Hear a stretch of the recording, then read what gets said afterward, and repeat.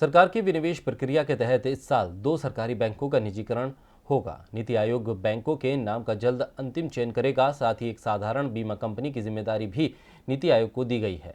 सचिवों की कोर समूह में मंजूरी मिलने के बाद ये नाम मंत्रिमंडल की बैठक में रखे जाएंगे, जिस पर प्रधानमंत्री की अध्यक्षता में अंतिम मोहर लगेगी। देश का आर्थिक ढांचा कमजोर होता जा रहा है, जिसका सीधा असर आधारभूत ढांचे पर पड़ रहा है। यही कारण है कि बेरोजगारी बढ़ी है और नए रोजगार का सृजन नहीं हो पा रहा है। खजाना खाली होता देख सरकार सार्वजनिक क्षेत्र की संपत्तियां बेचने पर जोर दे रही है।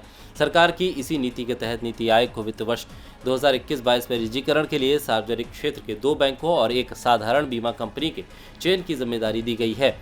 इसकी घोषणा फरवरी में पेश बजट पे की गई है। नीति आयोग ने वित्त मंत्रालय के साथ विचार विमर्श करते हुए सार्वजनिक क्षेत्र के उन 2 बैंकों के नाम को अंतिम रूप देना शुरू कर दिया है। इसका चालू वित्त वर्ष के दौरान निजीकरण किया जाना है।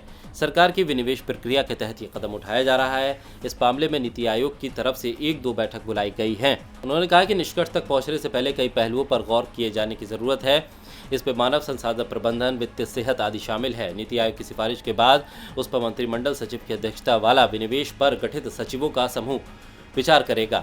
इस उच्च स्तरीय समूह के अन्य सदस्य के रूप में आर्थिक मामलों के सचिव, राजस्व सचिव, व्यय सचिव, कॉर्पोरेट कार्य मामलों के सचिव, विधि सचिव, लोक उपक्रम विभाग के सचिव, निवेश और लोक संपत्ति प्रबंधन विभाग के सचिव और प्रशासनिक विभाग के सचिव शामिल हैं।